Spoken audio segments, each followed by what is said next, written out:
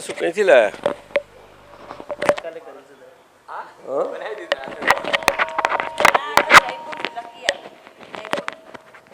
એટલે પછી ફ્લેક્ઝિબલ છે. આપતો પુત્રો તો તમે બધા જયપુર વાળા. જયપુરથી આવ્યું. હા, આત્મોલ્લાસ છે પંકજભાઈ. આત્મોલ્લાસ જો આખા ભારતમાં પ્રસરી ગયો છે દાદાનો. એમનો આત્મોલ્લાસને પ્રસરવાનો અવકાશ મળે છે. આપણે એવું નહીં કે આપણને કશું જોઈતું નથી, એ આ દેહે કરીને વાત છે. દેહથી એવું વાત નથી, એ અંતરથી એવી વાત છે.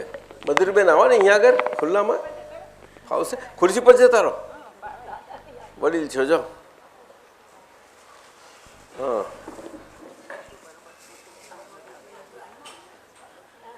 ત્યાં નથી ગયા મુંબઈ? સારું.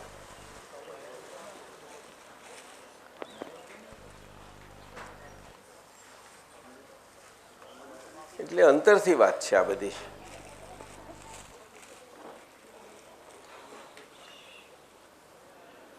ખ્યાલ આવી ગયો ને હવે? હું ને મારું એ તાંતો હતો, એને સંસારનો તાંતો કહેવાય. એ તાંતો આપણો કૃપાથી જ જાય એવો છે. હવે કૃપા એવી વસ્તુ નથી કે એમાં ક્રિયા હોય છે કોઈ જાતની. એ દેહથી બનતી ક્રિયા નથી, એ દિવ્ય ક્રિયા છે. સમજાયું? એટલે કૃપાનો માર્ગ એવો છે. એટલે હું ને મારું બધું નીકળી ગયા પછી જે કૃપાનો ફ્લો હોય છે, એની નીચે બધું દયા ને બધું હોય આપણે. એટલે ક્ષમાધર્મ આપણા દિગંબર સંપ્રદાયમાં 10 ધર્મમાં ઉત્તમ સમજાયો છે. એમાં એ ક્ષમા પણ એ વ્યવહારિક રીતે સમજાયેલી છે, શાસ્ત્રની ભાષામાં સમજાયેલી છે. ભગવાનની ભાષાની ક્ષમા સમજાય તો ઉત્તમ કહેવાય. એ કૃપામાં જાય છે આખી. અને પેલી દયાધર્મથી શરૂઆત થાય છે, તે આગળ વધે છે બધી. એટલે આપણે વિતરાગોને સાચા માનીને વિતરાગ ભક્તિમાં અને એમાં આગળ વધીએ છીએ અને જીવદયામાં આવીએ છીએ. એમાં પછી ક્ષમા અને એ બધું શાસ્ત્ર ભાષા છે આખી. એ લોક ભાષા છે, લૌકિક ભાષા છે. ભગવાનની ભાષા અલૌકિક છે. એટલે જ્ઞાનીની સંજ્ઞા અને લોક સંજ્ઞા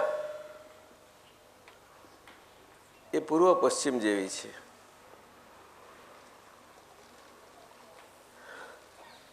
કંઈ લોકમાં નથી હોતા એવું નથી. લોકમાં રહી અને આ રીતે હોય છે. એટલે વ્યવહારમાં રહીને, એટલે વ્યવહાર સાથે રહીને આપણે લોક સંજ્ઞામાં એની સાથે ભેરવી દેવાની બધા લક્ષણોવાળી એ સંજ્ઞા હોય, એમાં આપણે ક્યારેય પણ ભળીએ નહીં. એવા ટંકોત કીર્ણ સ્વભાવવાળા એ કૃપાથી આપણને પ્રાપ્ત થાય. આપને સમજાયું? હા. અને કેવા તે પાછા અચ્યુત સ્વરૂપે. કેવા? આપણું સ્થાન ક્યારેય ના છૂટે. એટલે ક્ષાયક સ્વરૂપે, એટલે પ્રતીતિ સ્વરૂપ કે છે એને. હવે પ્રતીતિ આપણને સ્વાદ અનુભવનો ટચ ન થાય, કેન્દ્રિત ન થાય, લક્ષિત ન થાય, ત્યાં સિવાય પ્રતીતિ ખુલ્લી ન થાય. એટલે પછી આત્યંતિક મુક્તિનો તાંતો સંધયો. તાંતો શબ્દ વાપરવો જ પડે, શરીર જોડે છે એટલે એટલા માટે વાપર્યો. ખરી રીતે ના હોય એવો શબ્દ, મુક્તિ માટે શબ્દ હોતો નથી. પણ તાંતો એટલે શું કે મુક્તિની શરૂઆત અને આત્યંતિક મુક્તિમાં પરિણામતી દશા, એ અર્થમાં છે. બીજો કોઈ અર્થ નથી આનો. સમજાયું? એટલે સંસારના તાંતાના કોન્ટેક્સમાં અને પરિપ્રેક્ષ્યમાં અર્થ છે આખો. કારણ કે આત્મા અને શરીર જોડે ને જોડે છે. એટલે આ દિવાળીના દિવસે મહાવીર ભગવાને એ સંબંધી ઉત્તરાધ્યાયન સૂત્ર છે ને, ઉત્તરાધ્યાયન એ છેલ્લું ઘણું લાંબામાં લાંબુ, એમાં જે બધી આખી વાણી નીકળી ગઈ, ફ્લો નીકળી ગયો અને સીધું નિર્વાણ થાય છે. એ ફ્લોમાં ગૌતમ સ્વામી જે નિકટ હોવા ઘટે એમાં એમને ખૂટતું તત્વ તૈયાર જ હતા, ચિંગારીની જ જરૂર હતી. એટલે નૈમિત્તિક ભાવે એમનાથી એ સહેજે સહેજ વેણ નીકળી ગયા કે જાઓ બાજુના ગામમાં. અને અહીંયા આગળ એમનું આ ચાલ્યું બોધ, એટલે આ જ ચાલ્યો. એટલે બધી સભા ભરેલી હતી અને પૂરેપૂરી સભામાં આખો સંસાર ને સંસારની મુક્તિ અને તત્વ અને બધી સમજ આખી બધી જ રીતની જે સંસારમાં સંસારની રીતે પ્રવર્તે છે તે અને તેમાંથી મુક્તિ પમાય કેવી રીતે ના બધું જ બહુ સુંદર રીતે એ પ્રવાહ નીકળ્યો છે. એનું કેટલું મોટું સૂત્ર નીકળ્યું. અને એ સૂત્રનું સેન્ટ્રલ કેન્દ્ર એ ગૌતમ સ્વામી ઉપર.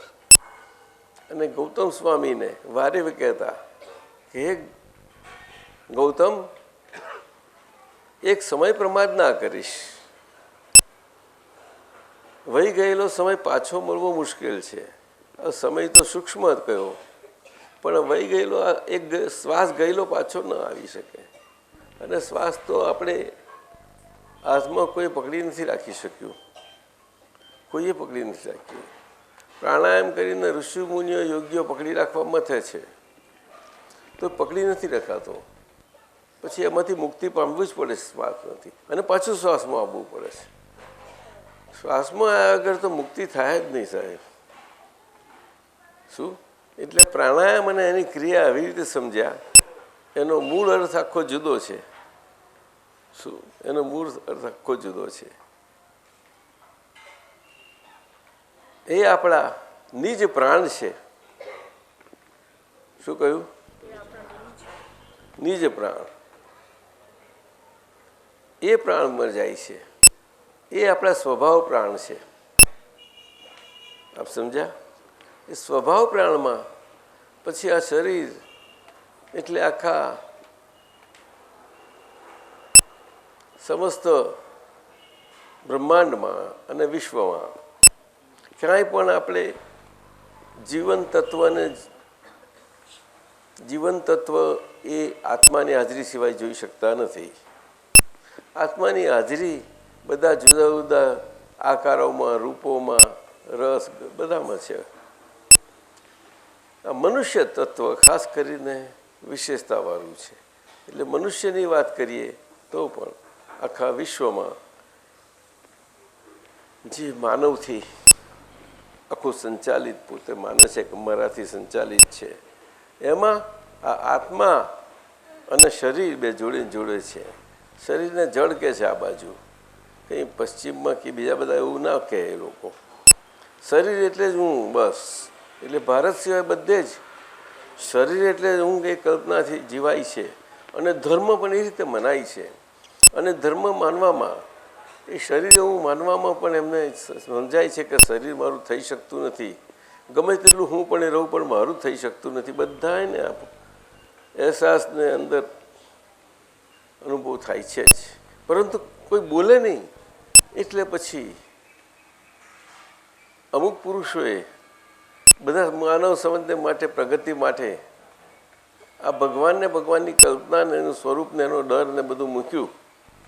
તે દ્વંદ્વ ભાષામાં એવી રીતે મૂક્યું કે દ્વંદ્વ ભાષામાં આ તમે હિંસામાંથી છૂટી અને તમે તમારા કલ્યાણમાં આવો. આ હિંસા વૃત્તિમાંથી તમે જે તમારી પોતાની હિંસા કરી બેસો છો એ ના કરો, અને તમે તમારા પ્રાણ બચે કે જેથી તમને શરીરમાં હું પણ એ જીવવાનું આ છે એમાં લાગે છે કે આપણું કંઈ ચાલતું નથી, ગમે તે કઈ પરિસ્થિતિઓમાં ભલાને નથી કહ્યું. અલેક્ઝાન્ડર જેવાને પણ ખબર પડી ગઈ કે મારું ના ચાલ્યું. આટલું બધું દુનિયા જીતવા ગયો અને દુનિયા મારા હાથમાં લગભગ આવી ગઈ તો પણ ખલાસ થઈ ગયું, કાંઈ નથી જતું. આ એ જ ઝાંખરા લઈને જઉં છું પાછા, એ જ શરીર પાછું મળે એવા ઝાંખરા લઈને જઉં છું. કયું શરીર? તો કે સિક્કાની બે પાસાવાળું ઝાંખરું. એ શરીરથી પછી જીવવું પડે.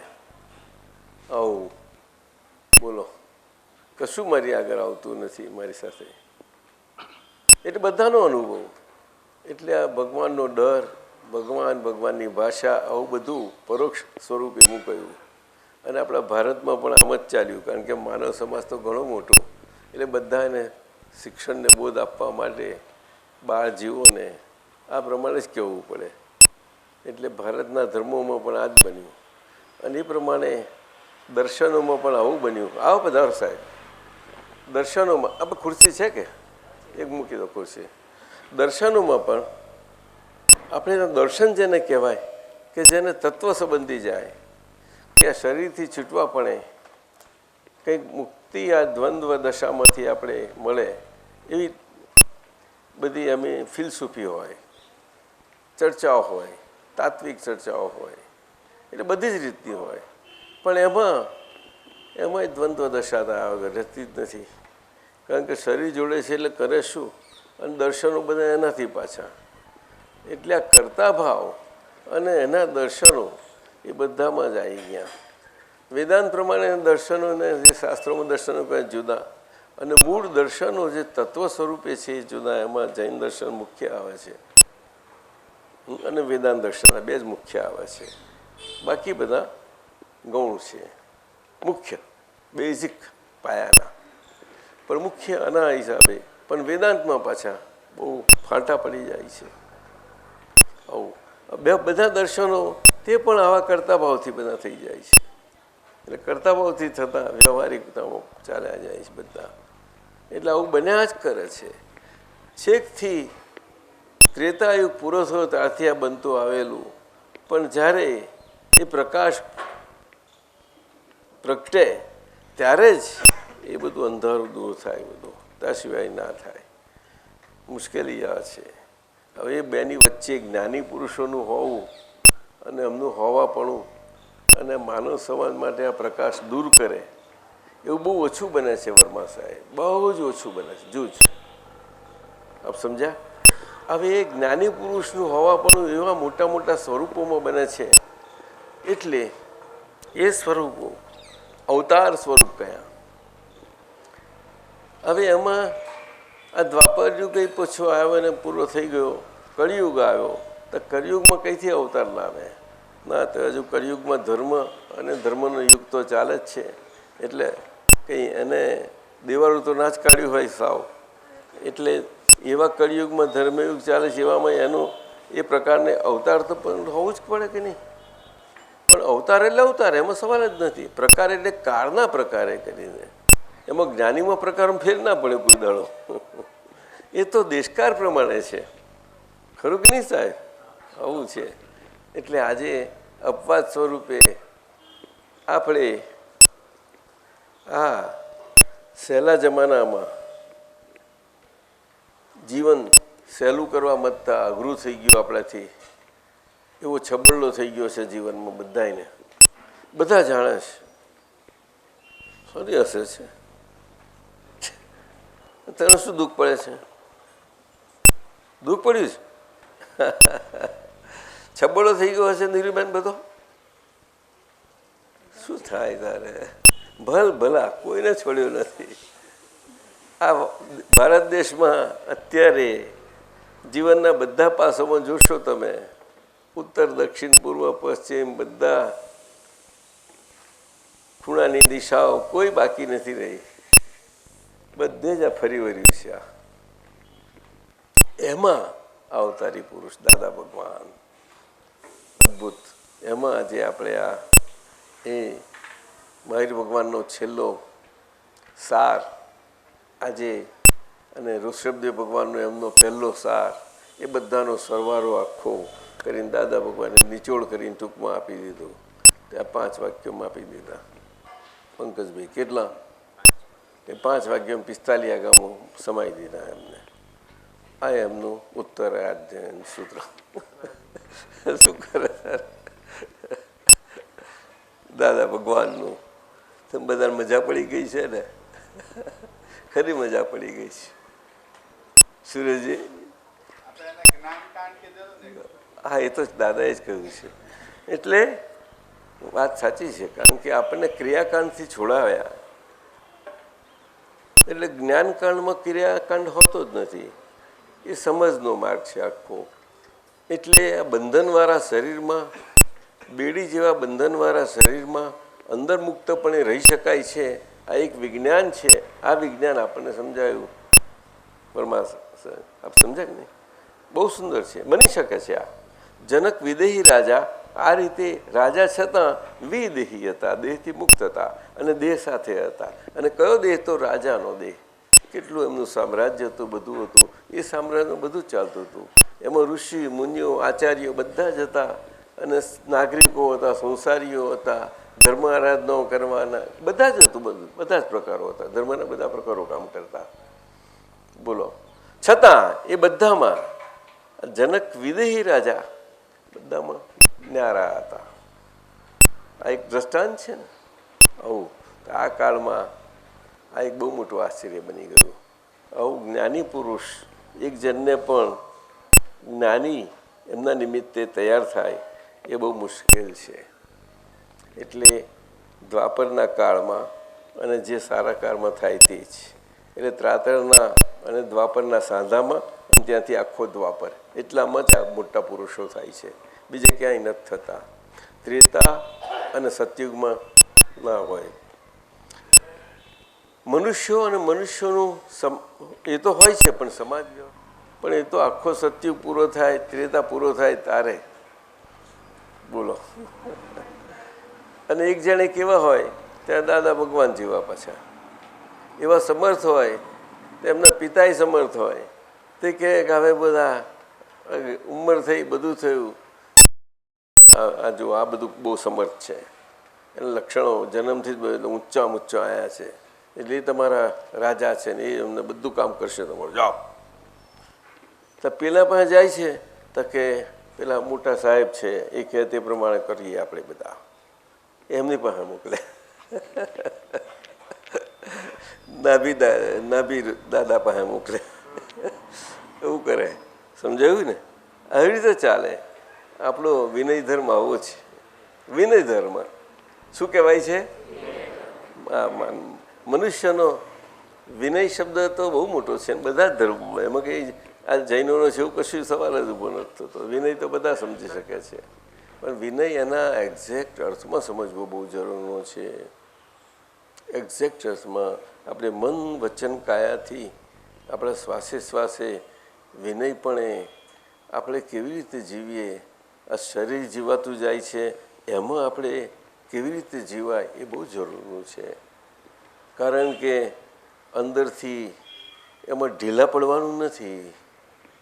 એ તો શક્તિનો સ્ત્રોત અંદરથી સ્ફૂર્ત થતો જતો જાય અને આપણી શક્તિઓથી આપણે શક્તિવંતપણે આપણું જીવન જતું જાય ત્યારે એ વિનય ગુણ એમ ના થાય. એ શક્તિ સાથે જ હોય. નિર્બળતામાં વિનય થઈ શકે જ નહીં કોઈ દિવસે સાહેબ. હા, કે નિર્બળ વ્યક્તિઓથી વિનય ના થાય, કોઈ દિવસ ન થાય. સમજાયું ને? બહુ મુશ્કેલ છે. કોઈને આમ નમસ્કાર કરવા, જે કરવા, એ કેટલી શક્તિ માગે છે.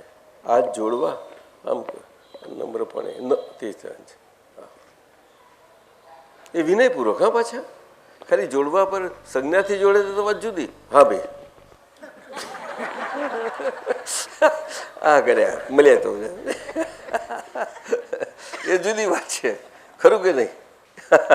બને જ છે ને આવું બધું. આપણે સૌ સમાજમાં એ બને જ છે ને. અને એવું ના કરે, ધીમે રહીને કરે. છોકરા પછી આમ પાછળથી કરે. શીખવાડે આપણને કે જો તમારી પાસે શીખ્યા છે તો આવું આપણે. એટલે વિનય તો બહુ મોટી વસ્તુ છે. અંદરથી આપણને રુજુતા અને સરળતા લાવે છે. એ અંદરથી ખીલે છે વિનય ગુણ, દુટીએથી ખીલે છે. નાભી છે ને, નાભીથી, નાભી એટલે તો નાભી રાયા કહેવાયા. નાભી રાયા ઋષભદેવ દાદા.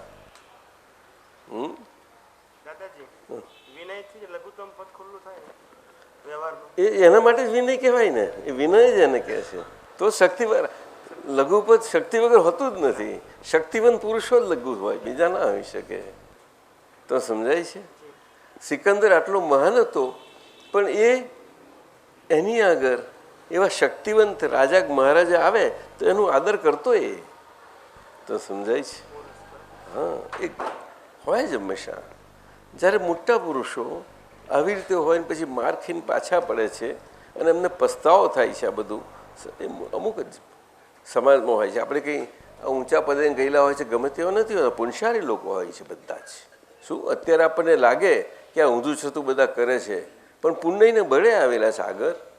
પણ આજે એમનું પુણ્ય એવું કાચા ભાગનું છે કે કાચા ભાગને કારણે જેને જેવા પ્રકારનું હોય એને એવા પ્રકારે એ પુણ્યના ભોગવટામાં રાખે છે.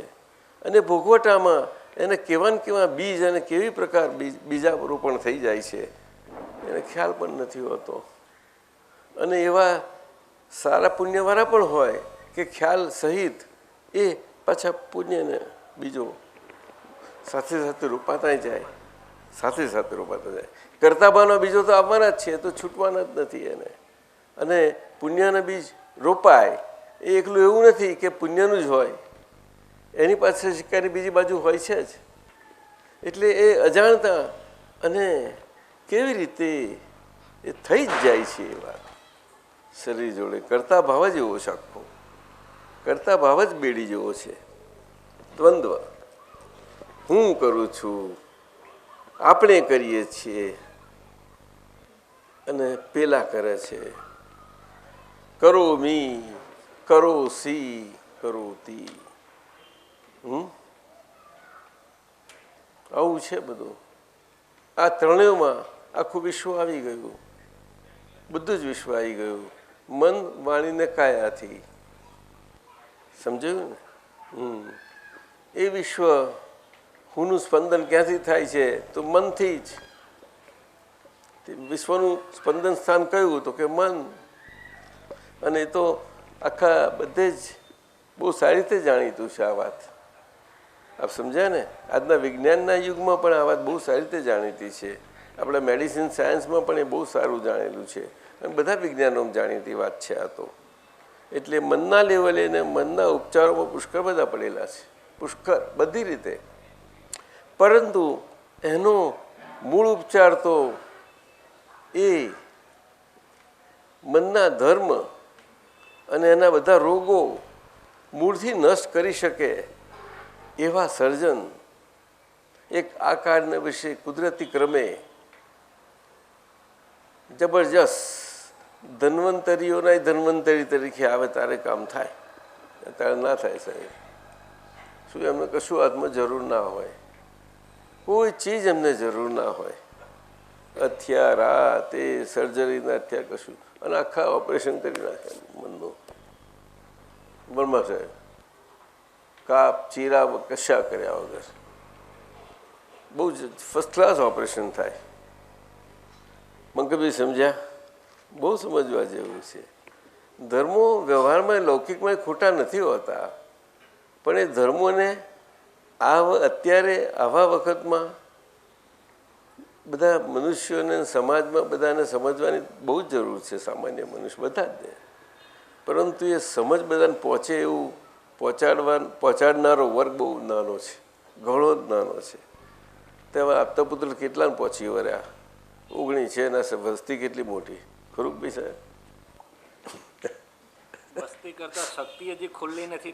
ના ના, એ બોલાય નહીં. આવે બોલાય નહીં. એ શાનું બોલો છો આવું?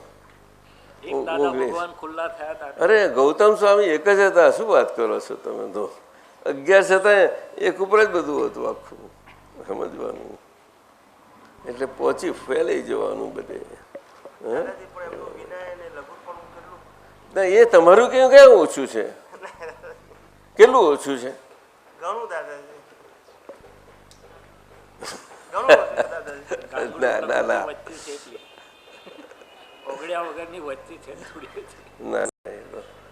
એ તો આપણે આપણા માટે ધંધો છે ને. તો એટલે આપણે નવરાશ મળતા આપણે ધંધો પાછો અંદર નહીં ચાલવો જોઈએ ને. એના માટે થોડુંક તો જોઈએ. હાવ પછી આ પાન ખાવાની ટેવ હોય ને હાવ પાન બંધ થઈ જાય પછી કેટલી તકલીફ થઈ જાય એવું કેમ ચાલે? આમથી પેલું મોઢામાં મૂકી રાખીને આમ કરવું પડે આપણું. ખરું કે નહીં? નહીં હાવ ચાલે છે કેવું ચાલે? થોડું ઘણું જોઈએ જોવા માટે. દાદા કહે છે અમને 4 ડિગ્રી રહી ગયું હતું એટલે તમે બધા શું આવું કરો છો કે તમે માગો આજે કેવું જ્ઞાન થઈ જવાનું ના થાય એવું. સમજાય ને? ખ્યાલ આવ્યો? એવું છે. એટલે લઘુત્તમ દશા તો બહુ મોટી છે. લઘુત્તમ એટલે આ મન બુદ્ધિ એ બે ઉપર ખાસ કરીને અને આપણું અંતરનું શરીરના ચિત્તની અશુદ્ધતા છે તે જેને કારણે વ્યવહારમાં અશુદ્ધતા આવી છે તેમાં શુદ્ધિ આવી જાય એ લેવલ. સમજ્યું? એટલે એ વ્યવહારની શુદ્ધિ આવતા જ આપણે શુદ્ધ ચિદ્રૂપ તો પામ્યા જ છીએ. એટલે શુદ્ધ ચિદ્રૂપ એની મેં પ્રકાશમાં આવે જ. કળા તો ખીલી ગઈ છે. અમાવાસ્યાનું અંધારું નીકળી ગયું છે.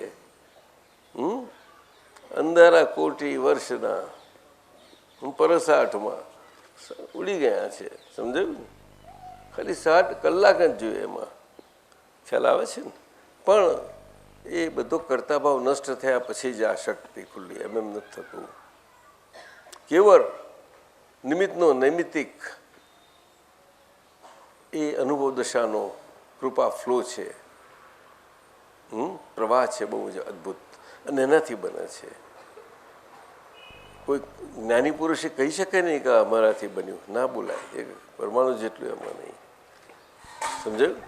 કૃપાથી.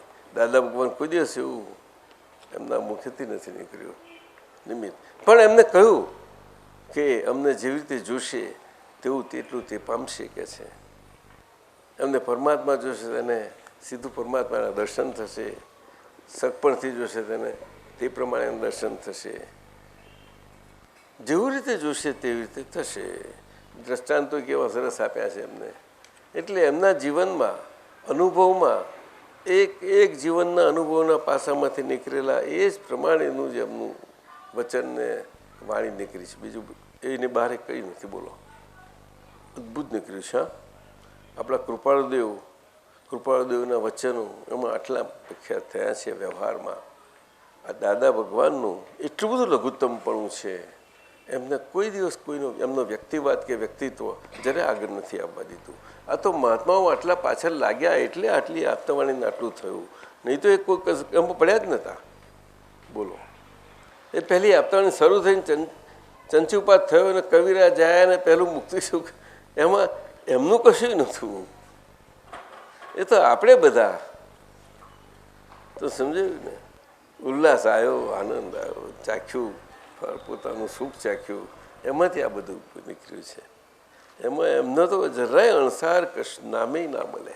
હા, એમને એટલું ખરું કે આટલું અદ્ભુત આવો પરમાત્મા પ્રકાશ ખુલ્લો થયો છે અને સિદ્ધ ભગવંતોનું સુખ આવું ચાખ્યું છે અને આવું રહ્યા કરે છે આ દેહ કરીને. જે દેહને કાંઈ જ જોઈએ નહીં અને છતાં એ વ્યવહારમાં બધી રીતે છે. એ પાલિશવાળા બૂટ પહેરે છે, ફર્સ્ટ ક્લાસ ધોતિયું અને ઇસ્ત્રીવાળા કમીઝ બધું ઓલરાઈટ. ભલે થોડા કપડાં પણ વ્યવસ્થિત હોય છે એમનું. શું એ કફલિંગ બફલિંગ બધું સરસ. તમે એમાં કરાવીએ નહીં.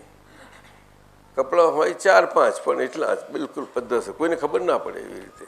અને પરમ સુખનો જોટો એ કરે, ફ્લેક્સના શૂઝ, પોમ શૂઝ. એ અમારે એમનું આખું ખબર પડે. એ આખો સેટ લાવવો જ પડે. 15-17 વર્ષ સુધી લાવવો લાયા હતા. પછી ખીચીભાઈ આવ્યા એટલે એમના હાથમાં ગયું. પછી તે 2-3 વર્ષ પછી ગયું, 75-76 પછી. 77 આવું છે બધું. એટલે આ અદ્ભુત છે આજનું જ્ઞાન. આ કોને આપ્યું? સુરેશજી તમે શું પૂછો છો? નિધિધ્યાસનમાં સ્થાપિત દેહધારી પરમાત્મા. વાહ! નિધિધ્યાસમાં સ્થાપના પામે એવા દેહથી સ્થાપના, દેહ માધ્યમથી જ પમાય ને નિધિધ્યાસન તો. સિમંદર સ્વામી ભગવાનની પહેલી આરતી માં ઉદાસીન વૃત્તિ વહે કારણ મોક્ષ સેવે. એટલે કે આપણે જે પૂતગલ અને પૂતગલના આગળના અજ્ઞાન ભાવના ચીકણા થઈ ગયેલા વિભાવિક ભાવો, એના કારણે આજે એ રસ બધો બે સ્વાદ સ્વરૂપે બેભ્રમ કરાવે એવો છે રસ. એટલે એને બે ભરમો કયો. એવા રસમાં આપણે છીએ. એ રસમાં આવી ના રહ્યા, પણ આપણને આપણું શુદ્ધાત્મ પદ અને એ શુદ્ધાત્મ પદની અખંડ પ્રતીતિ, રાત્રિ શું કે દિવસ શું, એમાં તમને જરાય ઓટ નહીં આવે. શું?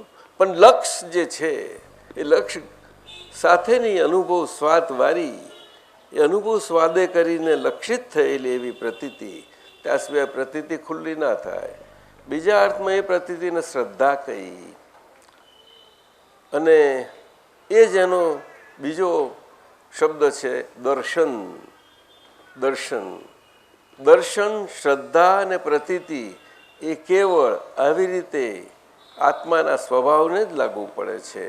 અને શરીરને આત્મા સાથે હોવાને કારણે એ વ્યવહારમાં પણ એ જ વસ્તુઓ વ્યવહારમાં પણ આવે છે. વ્યવહાર ભાષામાં બે રીતે આવી જાય છે. ખ્યાલ આવ્યો? જે આત્માની હાજરી છે એટલે આત્માની હાજરીને લીધે આત્માના સ્વભાવના ગુણો અને એના સ્વભાવને એનો આખો સ્વભાવનો પારમાર્થ એટલે પારમાર્થિક વ્યવહાર એટલે પારિણામિક આખો વ્યવહાર બહુ અદ્ભુત છે. એ શરીર એના સંબંધની એની સાથે હોવા પડે. આપણા શરીરના વ્યવહારમાં એ ડોકાયા વગર રહે જ નહીં. ભાષાથી ડોકાઈએ. આપ સમજાય છે? સમજો છો? આપણા બધા વ્યવહારોના અવસ્થાઓમાં પરિસ્થિતિઓને તમે વિશ્લેષણ કરશો, તમને સમજાશે કે આનો પડછાયો છે, આ તો બીજું કંઈ જ નથી. આપણે પ્રકાશ હોય ત્યાંથી પડછાયો પડે છે, આપણે જોઈએ છીએ. દેવો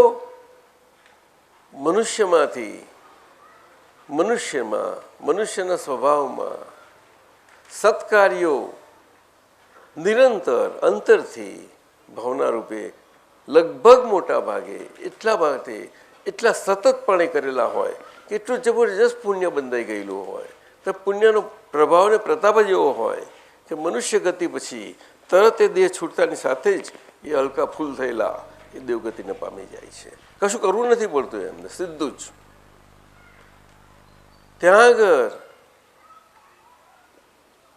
ગર્ભમાં જન્મ નથી લેવો પડતો. ના, બહુ એ દુઃખ જન્મના તે ગર્ભના દુઃખોમાંથી નથી નીકળવું પડતું. એટલે એ અદ્ભુત છે. એ ગતિ છે એક જાતની, એટલે કે ભોગવટાની ગતિ છે. એટલું બધું સખત પુણ્ય બંધાયું હોય તો જ. પણ આ કાળમાં એવા પુણ્ય બંધાવવા બહુ મુશ્કેલ છે સાહેબ. શું? નીચલી કક્ષાઓમાં આ લોકો હજુ અમુક ઘણી બધી વિદ્યાઓને આ બધું ચાલે છે, એમાં પણ આજે બહુ મુશ્કેલ છે. ઘણું મુશ્કેલ છે. આજે વ્યંતર દેવો અને વ્યંતર દેવોની ભૂમિકાઓ ત્યાં પણ ઘણા કે આ છે જે છે પેલો ગયો આમ ગયું એવું બધા આપણે બતાવે છે. એ તો કોઈ એવો જીવ રડ્યા ખડ્યા અને રુજુતાના સરળતાના પ્રમાણને કારણે જ એને એવું બની શકે. એની પોતાથી ના બને. આ કોઈ દિવસ ન બને.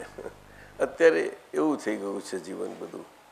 એટલે અત્યારે આ બની શકે એવું છે નહીં. છતાંય અમુક કક્ષાએ એ દેવગતિઓ છે. અમુક લેવલ સુધીની છે, વધારે નથી. છતાં એવા પુણ્ય કરી શકે છે. હજુ મધ્યકાલીન યુગમાં તો થયેલા હતા જ. એવા પુણ્યોમાં છેક 5મા બ્રહ્મલોક સુધી જાય એવા પુણ્યો છે. અને વૈકુંઠ એ જવું એ જ બ્રહ્મલોક છે. વૈકુંઠ એને જ કહે છે.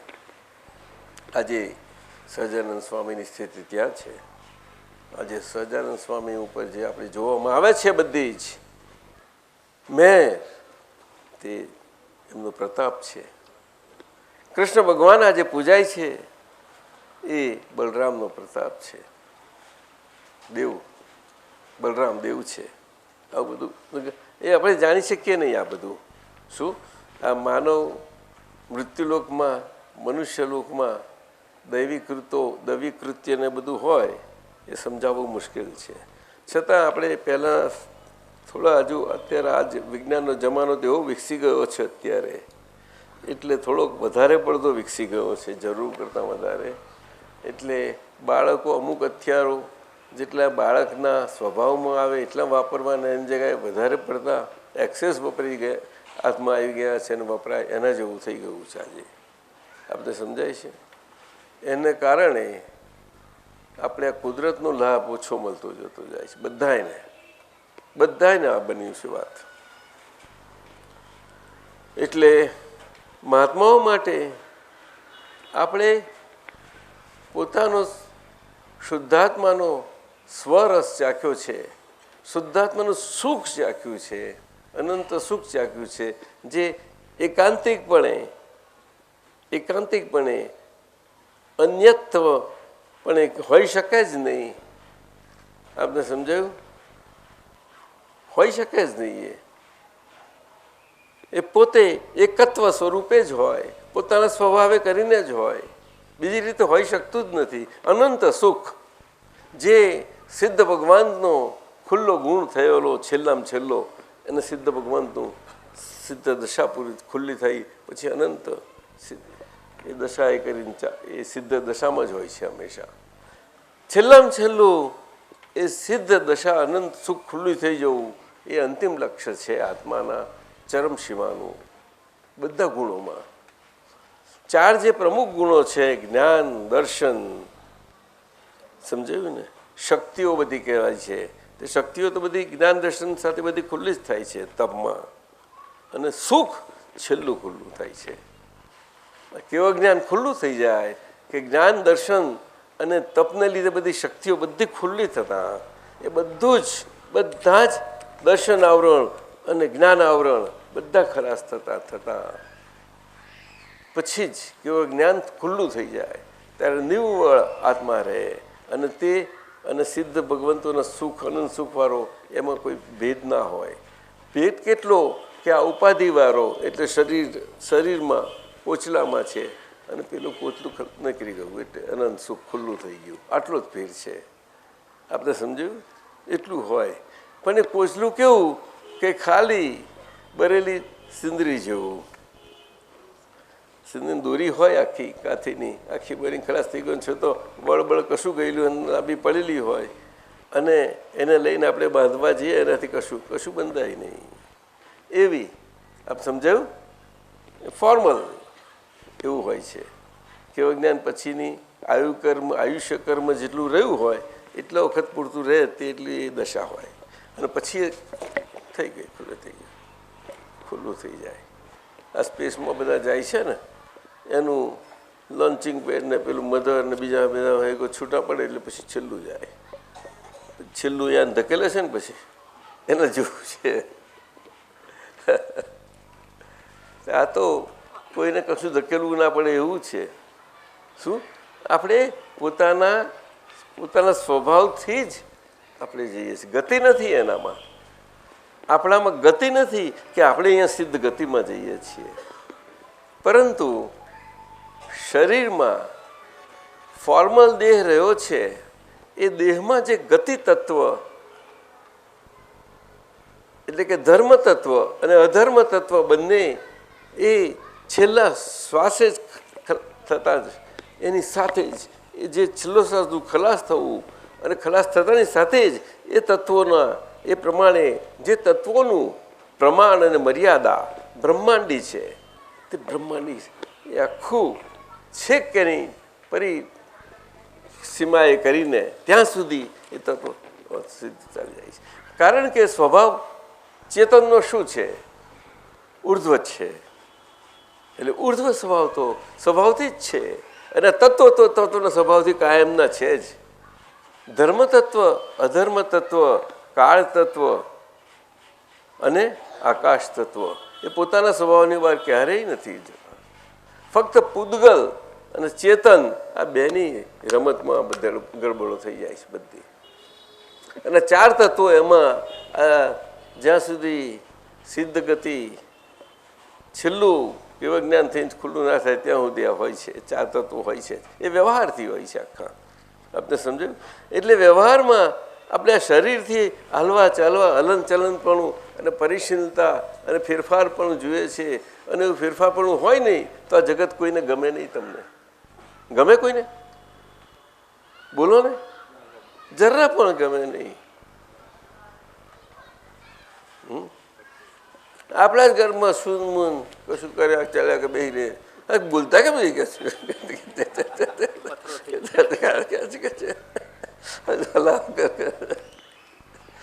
એવું કહે નાખે જરા કે ભાઈ કશું આપણે હું જ એવું બને? ના ના, ઉદાસીન ભાવ તો બહુ સચ્ચિદાનંદ સ્વરૂપ હોય. ઉદાસીન ભાવ તો સચ્ચિદાનંદ સ્વરૂપ હોય. એ ખેદપૂર્વકનો ના હોય, એમાં જરા ખેદ ના હોય. બહારના ભાગમાં ખેદ કે એવું બધું કશું જ ના હોય. કોઈ એવી પરિણતિ ના હોય કે સ્થૂળમાં પણ કોઈને એ થાય. એની સૂક્ષ્મ પરિણતિ આનંદવાળી બધા વાંચી શકે એના ફેસ ઉપર, એવું હોય. એટલે કે આમ ઉઘાડું ના તમે ફોટો પાડી શકો, પણ એ હોય એને ઉલ્લાસ, આત્મોલ્લાસ પરિસ્થિતિ કહે છે. સમજાયું? એ ચિત્ત ચિત્ત ચિત્ત ચિત્ત સ્વભાવ છે એનો. ચિત્તનો કિલ્લોલ ભાગ છે. આત્માનો કિલ્લોલ ભાગ એટલે આઉટર ફિલ્ડ એનું સુખના સ્વભાવનું એ બધો ઉદાસીનવાળો ભાગ છે. પણ બહુ નજીકનો, બહુ very close field, very close, કે જેમાંથી વિતરાગ સ્વભાવ, ઉદાસીનતા અને વિતરાગતાનો બહુ દૂર નથી, બહુ જ નજીકનું છે, વેરી ક્લોઝ. સમજાયું? એટલે તીર્થંકર ભગવાન તો આ કેવળ જ્ઞાન પછી જે ફોર્મલ બોડી છે અને જે રહે છે તેમાં આ જ હોય છે ને. કારણ કે બોડીના સ્વભાવથી તો હોય છે જ ને બધાને. એમને પ્રશ્ન થાય છે, આ છે તે છે, એ બધું એ તો રહ્યા જ કરે છે ને. સમજાયું? પણ એમની અંતરની વૃત્તિ એકદમ નારી ટોટલી કેવળ આખું.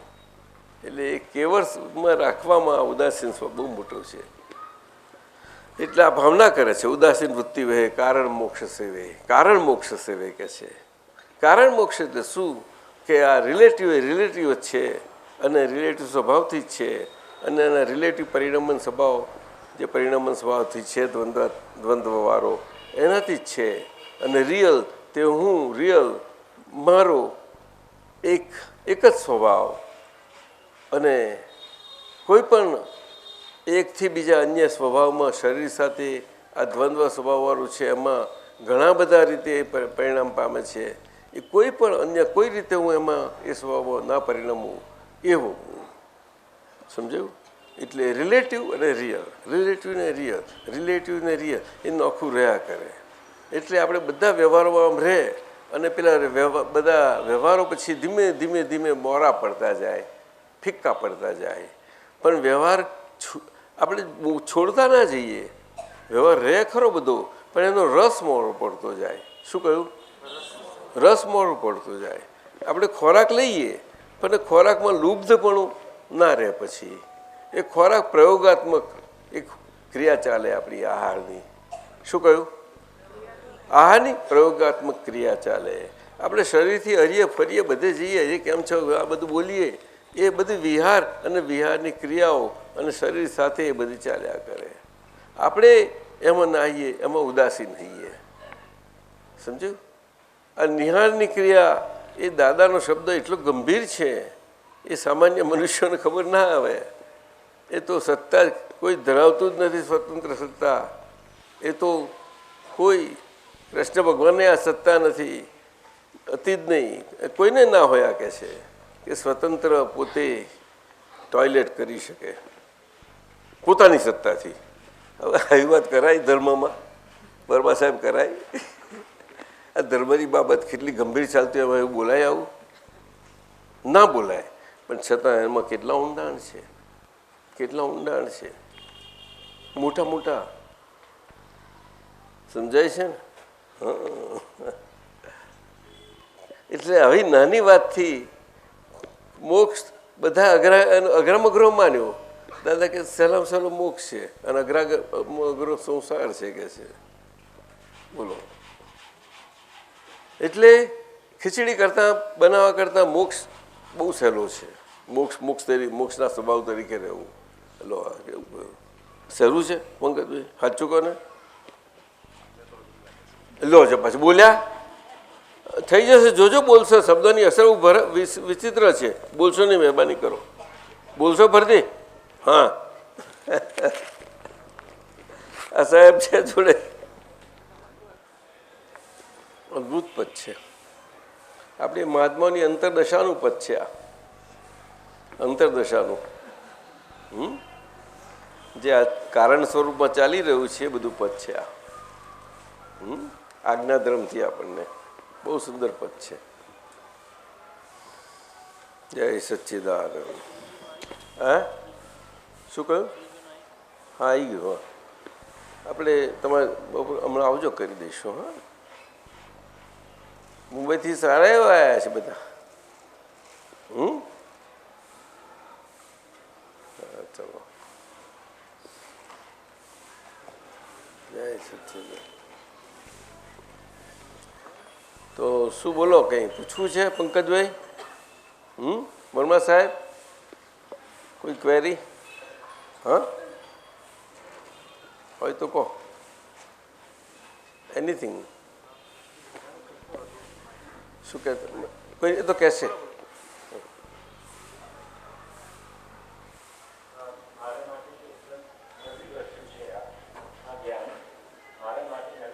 હા રાઈટ રાઈટ.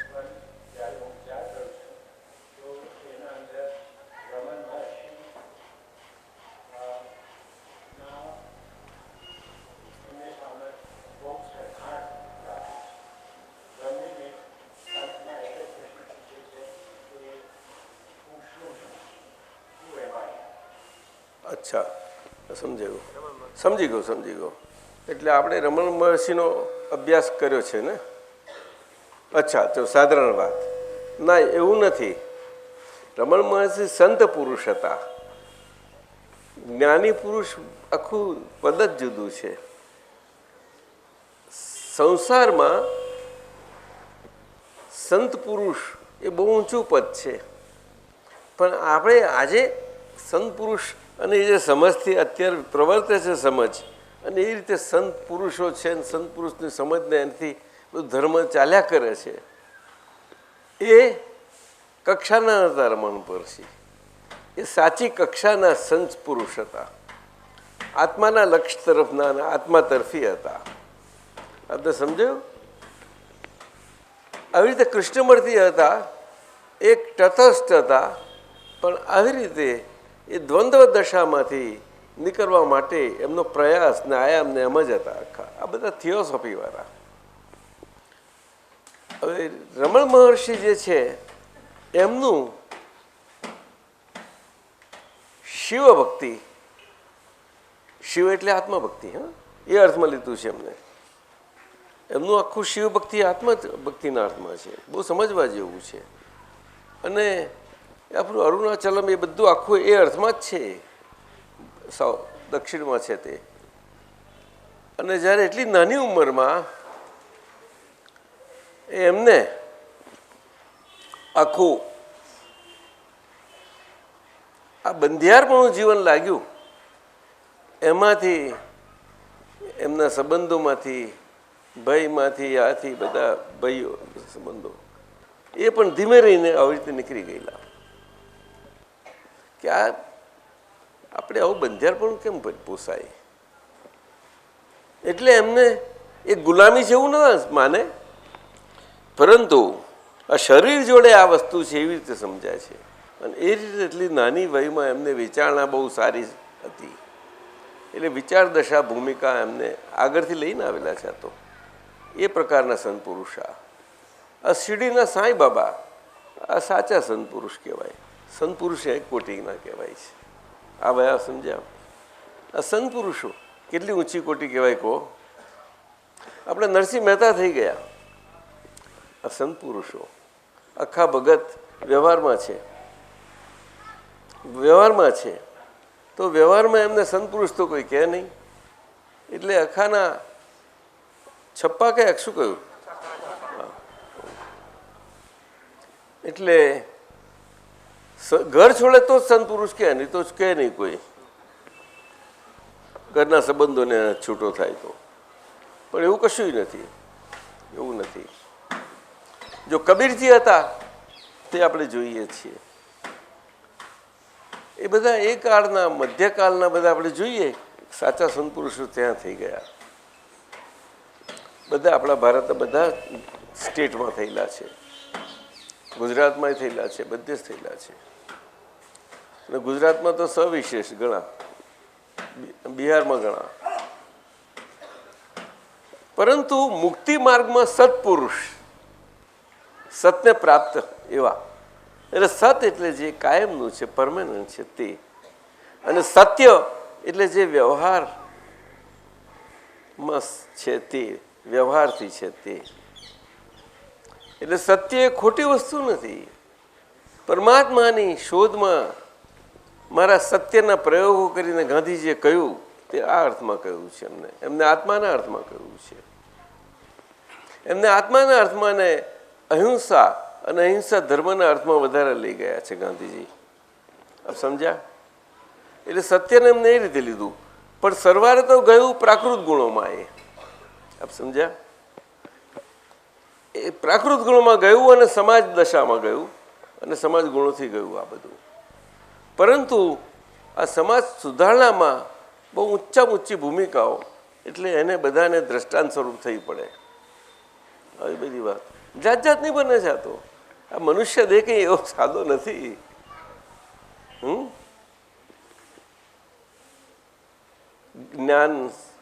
જ્ઞાન દેવ મહારાષ્ટ્રમાં થયા ને, એકનાથજી, બધે થયેલા છે બધે. એટલે રમણ મહર્ષિની જે વાત કરીને સાધના કહી ને, સાધના વસ્તુ જુદી છે. સાધના જુદી છે. સાધનથી સાધના થાય એ જુદી છે, અને સ્વભાવથી જે સાધના થાય એ જુદું છે. એટલે કે પોતે જ પોતાની રીતે એવું બની કેમ શકે? એટલે રમણ મહર્ષિને એવું દેખાય ખરું કે દેહમાં નથી દર્શન ને. હા, એટલે બધાની જોડે એ વાર્તાલાપ કે એમાં બધા આવે છે ને, મોટા મોટા પરદેશીઓ આવ્યા છે, એ લોકો એમના બહુ વખાણ કર્યા છે. કેટલા પુસ્તકો લખાઈ ગયા, કેટલા પિક્ટોરિયલ આલ્બમ થયા, બધું ઘણું બધું થઈ ગયું. એટલે આ રિલેટિવ આજના વિશ્વમાં એ બહુ પ્રખ્યાતિને પામે, કારણ કે આટલા બધા મૂંઝાયેલા વિશ્વમાં એમને ઘણાને કામમાં લાગ્યા. કૃષ્ણમૂર્તિ આવી રીતે જ લાગ્યા છે ને કામમાં. એટલે બધું ઇન્ટેલિજન્સ અને ઇન્ટેલિજન્સિયામાં જ કામ લાગે. આપ સમજ્યા? ઇન્ટેલિજન્સિયા ખોટી છે જ નહીં. આખા વિશ્વમાં વિશ્વ માત્ર, અને આજના બધા ધર્મો ભારતના અને આખા વિશ્વના એ બુદ્ધિથી ચાલતા ધર્મો છે. અને બધું ધર્મ અને ધર્મનું જ્ઞાન અને સમાજને સમાજનું જ્ઞાન ને આજના વિજ્ઞાનનું જ્ઞાન, આખું બધું જ્ઞાન ભેળું કરીએ આપણે, એ બધું જ્ઞાન એ બુદ્ધિ જ્ઞાનમાં જાય છે. પણ એ અહંકારના માધ્યમ ઉપર રહેલું છે. તમે જોજો, એનો બેઝ તમે જુઓ, એનાલિસિસ કરો. એનાલિસિસ એમાં દ્વંદ્વ પાસા સિવાય બીજું દેખાશે જ નહીં તમને. આપને સમજાય છે મારી વાત? દ્વંદ્વ પાસાવાળું ના હોય વેદાંતમાં, અદ્વૈત, વિશિષ્ટ અદ્વૈત, આ તે બધી ચર્ચાઓ એ ચર્ચાત્મક બની જાય છે. એટલે શબ્દ, અને શબ્દ એ દ્વંદ્વવાળો છે, આખું શાસ્ત્ર બની જાય છે આખા. મોટા મોટા પુરુષો થયા છે, પણ એ વ્યવહારને સમાજમાં બરોબર છે. એટલે લૌકિક ધર્મ બધા કયા. લૌકિક ધર્મ એટલે ખોટા ધર્મ ના કહેવાય એને, પણ વ્યવહારથી એ લોકભાષામાં એ ધર્મની જરૂર ખરી જ. નહીં તો માનવ સમાજ કેવી રીતે માર્ગદર્શિત થાય? બધાને માર્ગદર્શન કેવી રીતે મળે? નહીં તો ઊંધે રસ્તે જશે બધા. એ તો સહેજે બધાનો સ્વભાવ છે. એટલે સમાજમાં બધાને પ્રગતિ કરવા માટે એ પ્રગતિ કરવાના એવા ધર્મો છે બધા. એટલે જે ધર્મોમાં પ્રગતિના જેટલા માપદંડો છે એ ધર્મો એટલા પ્રમાણમાં ઉન્નતિવાળા કહેવાય. આ સીધી વાત છે, કુદરતી વાત છે. સમાજમાં એવું જ હોય છે. અને સમાજમાં પણ એ સમાજમાં બે દ્વંદ્વાત્મક ભૂમિકામાંથી જરાક આપણને બહાર કાઢે એવી રીતે, અને છતાં સમાજમાં રહી શકીએ એવું એ જરા વધારે વિકાસવાળો ધર્મ કહેવાય. આપણે સમજાયું? એટલે બધા ધર્મોમાં આવી ચર્ચાઓ ચાલ્યા જ કરે છે, બહુ ચાલે છે, પુષ્કળ ચાલે છે. વિદ્વાનોમાં ચાલે છે ને. આપણે ત્યાં આજથી 2500 વર્ષ પહેલાં પણ આ જ ચાલતું હતું. આ વિદવત સ્વભાવ ના. હવે તો પછી આ તો હમણાંની વાત છે. આમ સમજ્યા? આ પાણીની ને આ તે કહીએ છીએ આપણે, બહુ સમજવા જેવી વાતો છે. આપણી તક્ષશિલા કહીએ છીએ ને, જે આજે પાકિસ્તાનમાં છે. બહુ વિદ્યાની ભૂમિકા, બહુ મોટું બળ હતું. બહુ મોટા મોટી વિદ્યાપીઠ, યુનિવર્સિટી બહુ મોટી હતી. અને નોર્થ ઇન્ડિયામાં, પંજાબમાં, ત્યાં આગળ એ પંજાબની પશ્ચિમનો ભાગ બધો એ બધો ઈરાનને એ બધી શરતો આપણે અસરોવાળો હતો. ઈરાક ને બધાનો પશ્ચિમ તરફ એ બાજુ. અને આ બાજુ એ ભારતના અસરમાં હતો. અને ત્યાં આગળ જ તક્ષશિલા, તક્ષશિલા અને આ બધી 7 નદીઓને પંજાબની જાય છે ને. અને આજે તો બધું વિભાજન થઈ ગયું, એટલે આજે જ્યોગ્રાફી બદલાઈ ગઈ છે ઘણી બધી. એટલે આજે સમજાશે નહીં આપણને આ બધું. એટલે આટલા 2500 વર્ષમાં આટલો બદલાવ આવે છે, તો આ તો કેટલા બધા યુગો બદલાયા છે, કેટલા યુગો. બહુ સમજવા જેવી વાત છે. એટલે આર્ય સંસ્કારને આર્ય જીવન એ શબ્દ ઓરિજિનલ છે, મૂળ છે. અને સનાતન શબ્દ પણ મૂળ છે. પણ એને પછી ધર્મના અર્થમાં લઈ જતા સંકુચિત થઈ ગયો, વાડામાં બંધાઈ ગયો. એટલે સનાતની શબ્દ કહેવાય. આ હિન્દુ શબ્દ છે જ નહીં કોઈ દિવસ આપણે આમાં કોઈ જગ્યાએ નથી. આ તો પાછળથી આવેલો શબ્દ છે. ખાસ કરીને અલેક્ઝાન્ડરના અને ઈરાન અને ઈરાક ને એ બધું એની અસરો, અને એમાંથી પછી નીચે થોડી અસર પડી, તેમાંથી વધારે આવી ગયું છે, બીજું કશું નહીં. સિંધુ સંસ્કૃતિ અને એના પરથી આ બધું હિન્દુ અને એ બધા અપભ્રંશ થયેલા નામો છે, બીજું કંઈ જ છે નહીં આમાં. અપભ્રંશ એ તો થયા જ કરે હંમેશા. નામમાં અપભ્રંશ થાય છે ને. આપણે સમજાયું? સરનેમોમાં, નામમાં, બધામાં થવાનું આપણે થાય છે. એવી રીતે છે. અસલ શબ્દ તો આર્ય છે. આર્યમાં આ 4 વર્ણ આપણા બધા પ્રેમથી એકબીજા સાથે રહેતા હતા. એમાં કોઈ ભેદ નહોતો, છૂટાપડું નહોતું. બધા પોતપોતાની રીતે પોતાના કાર્ય ક્ષેત્રથી રહેતા હતા. એમને જન્મથી આવા છે એવું નહોતું કહેવામાં આવતું. એ સમજ હતી આપણી, પણ એ સમજ રહી શકી નહીં ને. એટલે કાળનો ક્રમ જ એટલો બધો પાવરફુલ છે, બધું ફેરવી નાખે બધા એને. આમ સમજાય ને? હા. છેલ્લે મહાવીર ભગવાનના વખતમાં આવું બનવા માંડ્યું. ત્યારે મહાવીર ભગવાને બધાને કહ્યું કે ભાઈ આ શું કરો છો? એટલે એમને બધા જ આવકાર્યા, બધા જ આવકાર્યા. બોલો. બુદ્ધના ધર્મ પ્રવર્તનમાં પણ આ જ બન્યું. એમને બધાને આવકાર્યા. એમને કોઈને બહાર નહીં રાખ્યા, બંને. પરંતુ કહેવાયું શું ઇતિહાસમાં કે આ બ્રાહ્મણ વર્ગ અને એનાથી વિરુદ્ધમાં છે. તમને સમજાયું? બ્રાહ્મણ અને ક્ષત્રિય વિરુદ્ધમાં છે. હકીકત એવી નથી. હકીકત એવી એમ બધા જ એમાં ઇન્ક્લુડ થયેલા છે. બધા રાજાઓ જ મુખ્ય એમના અનુનાયીઓ હતા. બુદ્ધ ધર્મમાં તેમજ આપણે મહાવીર ભગવાન વખતે બધા મુખ્ય પાછા ભારતના બધા મુખ્ય રાજાઓ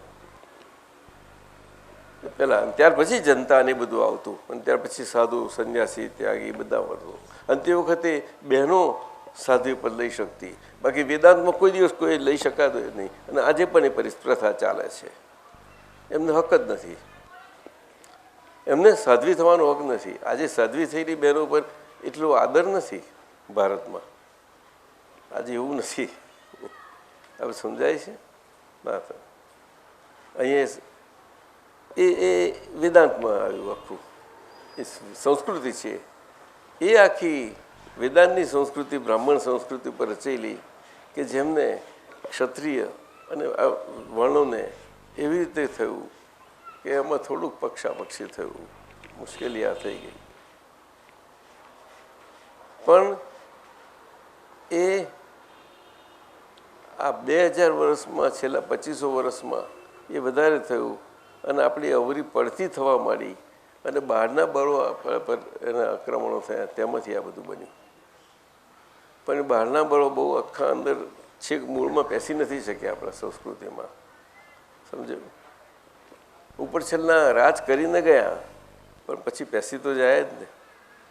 સમાજને સમાજની વ્યવસ્થામાં બધા અંદર એક તો થઈ જ જવાના ને. એક વખત એક કેન્સર થયો, રોગ થયો એટલે રોગ બધો ફેલાઈ જાય. તો એના જેવું વાત છે આ.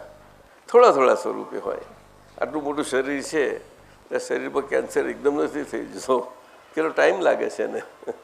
એના જેવી વાતો છે આ, ખ્યાલ આવે ને? છતાં પણ મૂળ રહેલા છે, અસલ મૂળ રહ્યા છે. એ આનો પ્રતાપ છે, ભૂમિનો પ્રતાપ છે. આ એક બહુ સુંદર પ્રતાપ છે. પણ માનવ જીવન, દાદા ભગવાને આ બહુ સુંદર સમજાવ્યું છે આ વાત. એમને કોઈ પણ ધર્મને આ ખોટો છે એવું દાદા ભગવાન નથી કહ્યું, કોઈ જગાએ નથી કહ્યું એમને. જોજો, દરેક ધર્મને એમના સ્થાને એમને યથાર્થપણે એ પ્રકાશમાં આવે એ રીતે જ વાત કરી છે. અને મૂળ ધર્મ શું છે એ બધાને માટે કહ્યો છે. એ તો માનવ માત્ર માટે, મનુષ્ય 2 પગનો હોય તો એને બધે કામમાં લાગશે. અહીંયા શું પણ સારા વિશ્વમાં લાગશે. આવું વિજ્ઞાન છે આ તો સાહેબ. એટલે ઉપર થકું તે જ મેં કહ્યું ને, આપણે આત્મા અંદર હાજર છે, એટલે દેહને વ્યવહારમાં જ આવવાનું, એટલે વાણીના વ્યવહારમાં જ આવશે, દેખાશે. એ આત્માની જ વાતો બધી દેખાય, ના દેખાય? આખા ઉત્તર ભારતમાં શું છે બધું આ જ છે ના. મૂળ વાત ના, મૂળ વાત બહુ જુદી હોય છે. આ બધા જ બુદ્ધ ફોલોઈંગમાં તેમજ જૈન ફોલોઈંગમાં, જેને તીર્થંકર અવતારો કહે છે, ભગવંતો, એ બધા ક્ષત્રિયમાં જ થયા છે. બુદ્ધમાં પણ આ જ પ્રમાણે તમે જોજો. વેદાંતમાં બધા ધર્મોમાં ક્ષત્રિયો જ થયા છે, ક્ષત્રિયો. અને પછી આજે હિન્દુમાં તમે જોશો તો આ જ રીતે છે. એટલે છેલ્લા આ વર્ષોમાં 10,000થી આપણે જોઈએ જ છે ને, રામ અવતાર, કૃષ્ણ અવતાર, આવી રીતે. પણ એ છેલ્લા ભૂમિકા બદલાઈ ગઈ, બહુ મોટો ફાસ્ટ ચેન્જ આવવા માંડ્યો ને, તેમાં છેલ્લા 2 અવતારો થયા મોટા, બહુ સારી રીતે. એવા બળરામ તો 9 થઈ ગયા, પણ છેલ્લા બળરામ બહુ રામ તરીકે, એટલે આગલા કૃષ્ણ ભગવાનની જો આગળ એવી રીતે છે 2 વખતે. અને તીર્થંકર ભગવાન તો બધા બહુ દરેક છેલ્લા આવતા, છેલ્લા ભાવમાં એ રાજમાંથી એમને પૂરા એમના વ્યવહારમાં રહી, અને પછી એ વ્યવહારથી મુક્તિ પામી, અને પછી ધર્મનું આરાધન અને ધર્મની સામ્રાજ્યની એમના મારફતે સ્થાપના થાય છે પાછી. જે વચમાં પ્રકાશ લુપ્ત થઈ ગયો હતો એ પ્રકાશ પાછો એમનાથી લાદે છે, બીજું કશું નથી થતું. નવો ધર્મ તો કોઈ આપતું જ નથી. કોઈ ધર્મ તો ચાલે જ આવે છે આખો. કયો ધર્મ? તો કે આત્મધર્મ, એક જ ધર્મ, સ્વધર્મ. કૃષ્ણ ભગવાને આજ કહ્યું, બીજું કંઈ છે. એટલે આપણને વાણી શબ્દો તો એકના એક જ દેખાશે તમને, કંઈ ફેર નહીં પડે. એટલે જ્ઞાની પુરુષ ઉપમાથી પર છે. આખા વિશ્વમાં એવી કોઈ ચીજ નથી કે જેને તમે ઉપમા આપી શકો. આ જ્ઞાની અદ્ભુત છે.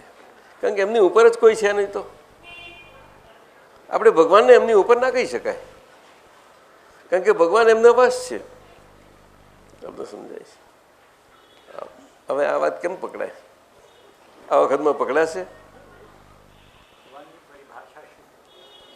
ભગવાનની પરિભાષા એ કે ભગ શબ્દ સંસ્કૃત છે અને ગુણોનો સૂચક છે.